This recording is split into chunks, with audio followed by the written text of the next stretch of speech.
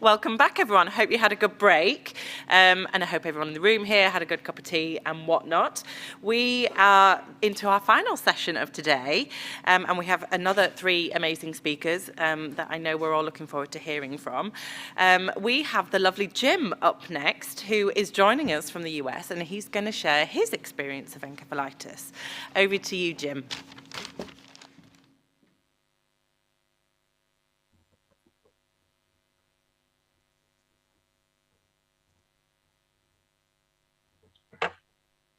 Well, good day, everybody. Thank you for the invitation to have a conversation and share my experiences over the last year with encephalitis. My name is Jim Cooper. I am 65 years old, and I'm from the States in the state of New Jersey. My lessons with encephalitis began on a Sunday morning of May of last year. I woke up and was feeling a bit odd. It was that morning that spawned my new world with encephalitis, and now my continued journey to recovery. To step back, my time before the disease was full of experiences that spanned my government career with the Port Authority of New York and New Jersey in emergency management, and I also served in my community for 17 years as a volunteer emergency medical technician, and also as a rescue tech and instructor. During those years, I was blessed to deliver babies, save patients' lives, and to hold the hand of the elderly while they took their last breath and died. I think that these experiences wholly contributed to my personal resiliency and to my continued recovery from encephalitis. On one memorable morning, while commuting to work years in the past, I watched an elderly man who was driving a pickup truck very slow and creating a long line of cars behind him. Each was passing him as he was driving in the lane. As I passed by, I saw he was staring straight ahead and seemed to lack any awareness of what was going on in the cars that had passed. I turned around, I got in front of him, and decided to use my SUV to slow in front of him until he tapped me with his truck, and I stopped us both. I approached him in his truck. He continued to stare ahead. I reached in, put him in park, and turned off the engine. And I found out after calling 911 and the guys came out, he was a diabetic, was having a diabetic emergency. He was near death, and my help that morning saved his life.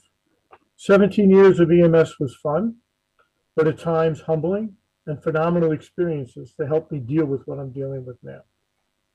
My EMS career was as a volunteer for 17 years, while my income, my job in the last 20 years was from the Port Authority of New York and New Jersey, where I worked in emergency management, counterterrorism, and supported law enforcement surveillance.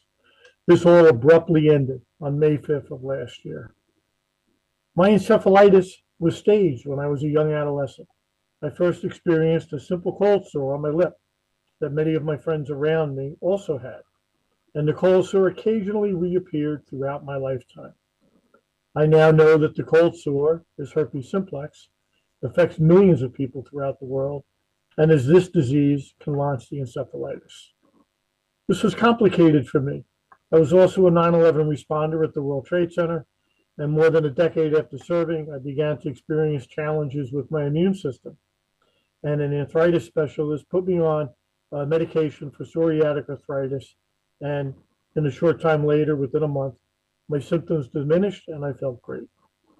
But the treatment, I also learned, shut down my autoimmune and opened me to autoimmune risk.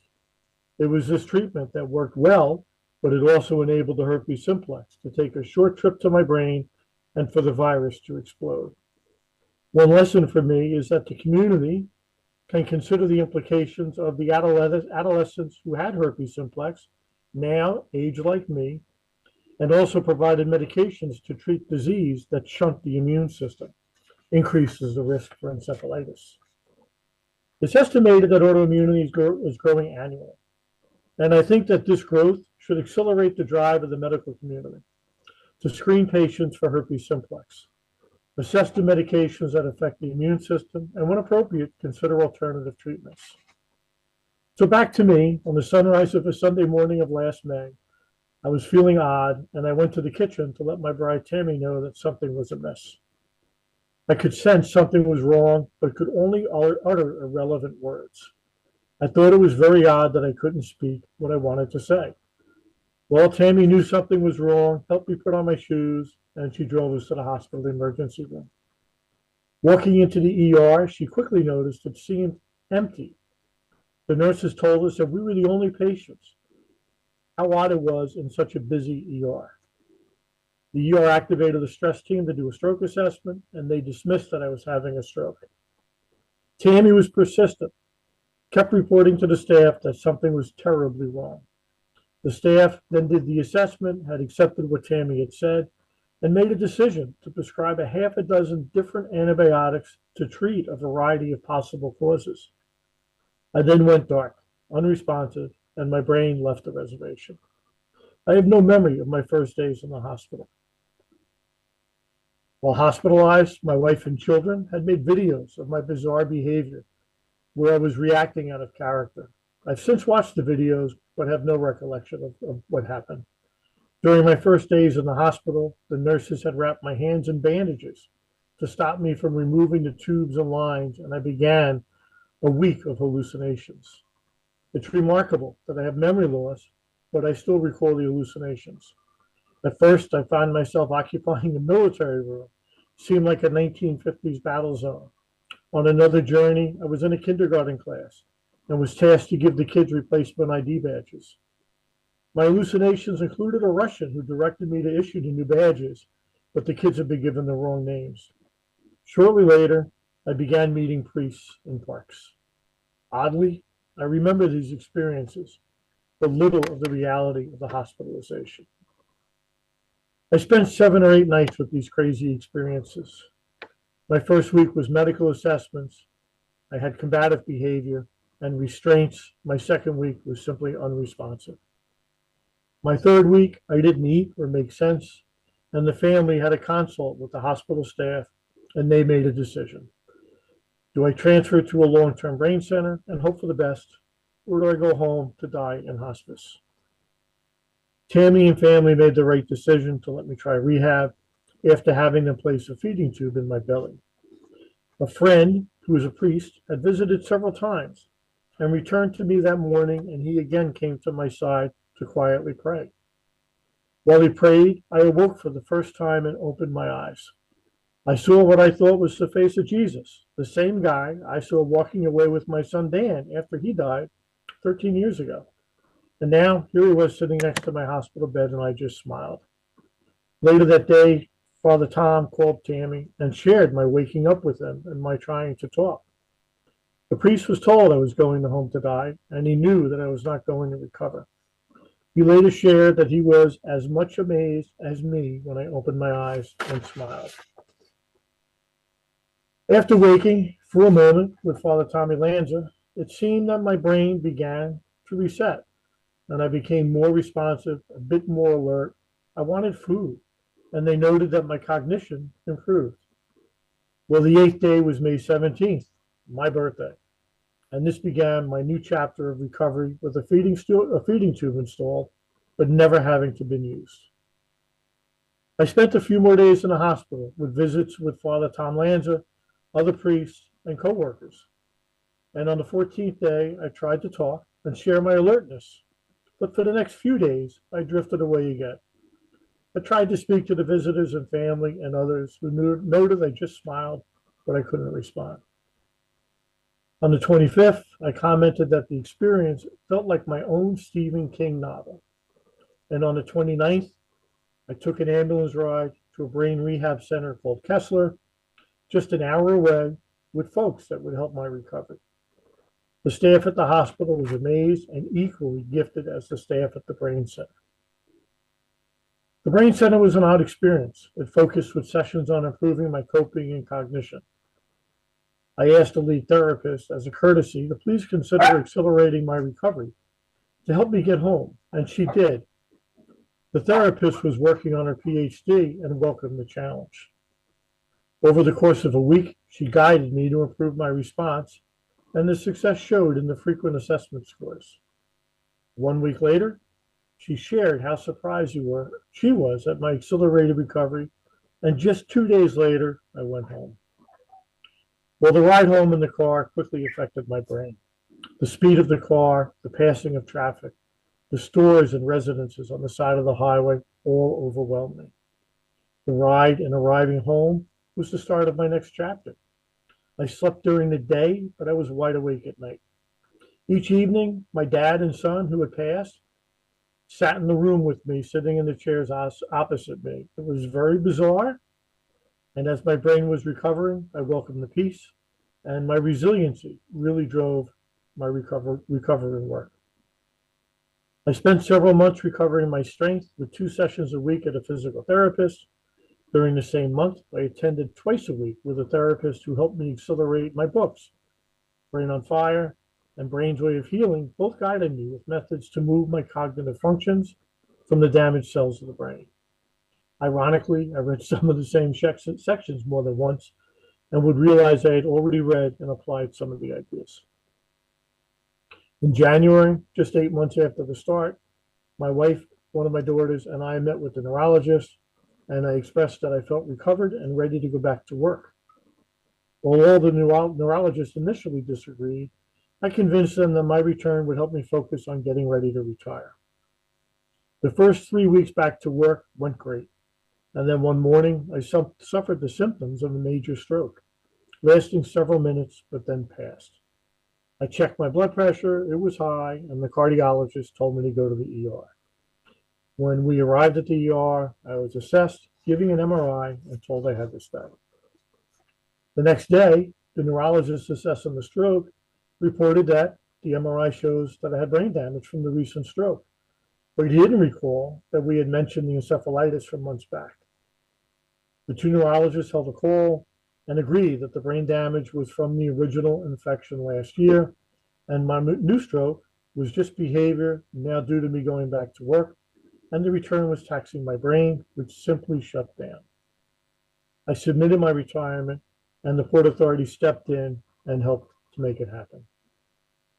The experiences with encephalitis have most impacted my personality and emotions. I have trouble with who I am, what I do, and what the future will be. For my career, I was a pragmatic partner, learned of problems, researched solutions, and implemented change, measurable success, and continued improvements. Over the decades, my experiences included jazz and rock and roll, while now I wander with Buddhist chants, space, and mindful meditative wandering. My recovery has been challenging, but also refreshing. I began with randomly experiencing low blood pressure, low oxygen, low pulse rates. My mind battles with rapidly passing memories like stacks of cards, moments in time. They're stacked and visualized, flashing before my thoughts. As time has passed, I am humbled by new friends who also suffer and struggle to recover from encephalitis. The Society hosts a monthly Zoom call that's open to fellow patients who share their experiences, current state of recovery, and their challenges. I've been encouraged by those friends sharing the improvements and equally saddened by those still struggling. My migration took a weird path following a book by Dr. Deutsch, The Brain Way of Healing, that suggested using elasticity. So I've done that. I found myself a couple of weeks ago starting to walk backwards 3 times a week, which uses different brain cells for walking. My fatigue has dropped a bit. My sleep is better, and I'm feeling better just over the last 3 weeks. I listen to Buddhist chants. They've afforded me with peace. They remind me to rest. Resiliency is amazing. So where am I now? I no longer work. I suffer fatigue. I often cry. I no longer read books, but now I walk backwards several times a week to continue to restore my brain. During conversations, I struggle for words. I have a new and as yet poorly understood personality. I now relish conversations with family and friends who help to expose our shared memories and enable me to find gaps in my memory. We work to compartmentalize the missing memories by the missing dates to allow me to chart the memory loss to given times. And I'm pursuing neuropsychiatric aid to help next steps in trying to find a neuropsychologist or psychiatrist. I express my tremendous gratitude to my bride Tammy, my children, and the priests, especially Father Tommy Lanza. They've been most tolerant and have provided the needing guidance for me on my journey. Thank you to the Encephalitis Society and the research that you've done and you made available to folks like me for exposing and shining a bright light on the disease. the lessons, and your disciplined pursuit to improve awareness within the medical community and to equally share the opportunity for the patient to survive and recover. Those suffering and living in the communities that lack awareness to encephalitis is truly disheartening. But we can and will help to raise the needed awareness. Recovery is a challenge for each of us. And for me, I've learned that recovery requires a focus on my brain's elasticity. So thank you for the opportunity to share. Thank you for your support over the last year to help me advance my recovery and for my experience. And I ask you all to enjoy the day. So thank you.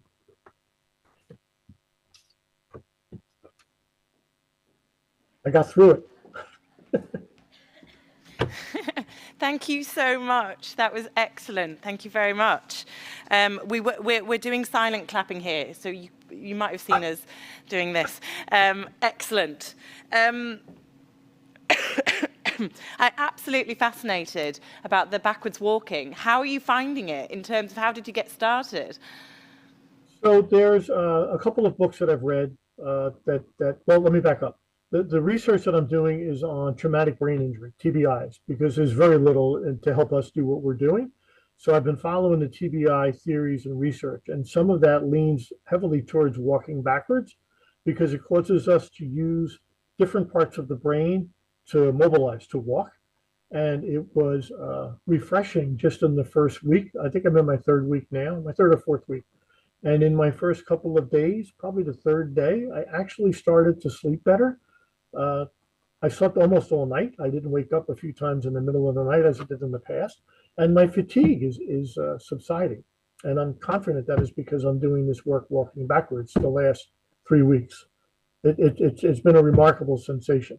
And, you know, I can't thank you all for the research that you gave me early on to help accelerate how I rebuilt my cognitive function. I have permanent brain damage. There's 3 parts of my brain that are permanently damaged. My pulse rate drops down below 40 when I go walking. When I walk backwards, when I'm halfway done, my pulse is like 36, 38, which would be really cool for an athlete, but I'm not an athlete.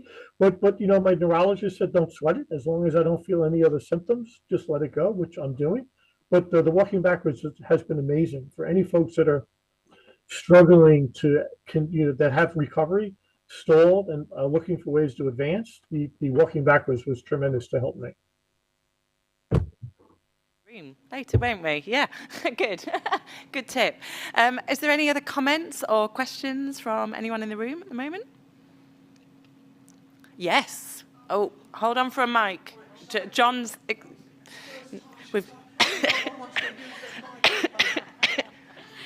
Just wanted to ask, how far are you walking backwards? Because I'm interested in this. I want to try it if it helps with sleeping. Sure. So I walk 10 minutes, 5 minutes, and then I turn around and walk back 5 minutes. It's about 10 property length. So I guess it's about 900 feet here in my community. I walk about 10 houses. And the research consistently leaned towards walking backwards 10 minutes and then walking normally afterwards. So, and I've done that every other day for, I think I'm in the 4th week. And it really has been helpful, and it didn't take a long time to get there, which was pretty cool.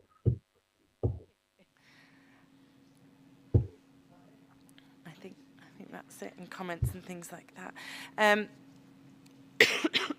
How have you found? You refer to your bride, Tammy.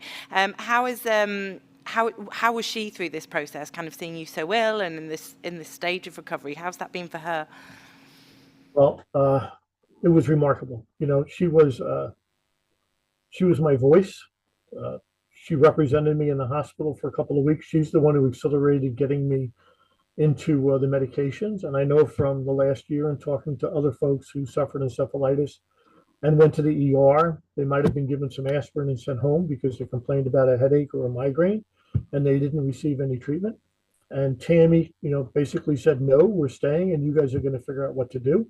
And for the duration of my time in the hospital, and equally in the last year, I did rehab twice a week, and she drove. I don't drive, so she drove me twice a week, set the time aside to do it, and it's just been amazing. She's been amazing, and the kids have as well, with tremendous help to, you know, contribute to where we are and do everything they did. It's just my family's been tremendously helpful for me. I think certainly something we take away from any of the time we share stories is just how important that network around us is, and what a difference our partners make, or our loved ones, families. Yeah, it makes a really big difference into how that journey goes. Marvellous. Well, thank you so much. I know you're a regular on our virtual group, so encouraging everyone here and online to join in with our virtual groups. If you're interested, do email Alex at encephalitis, or encephalitis, when I've got a US person online at the moment, I should say encephalitis. Do email and we'll get you involved, because it's great to just swap stories and build a bit of a community as well. So we will let you go. And thank you so much, Jim, for sharing your story. We really appreciate it. Thank you very much for all you do and for giving me the opportunity to share. I wish everybody a wonderful day today. Take care.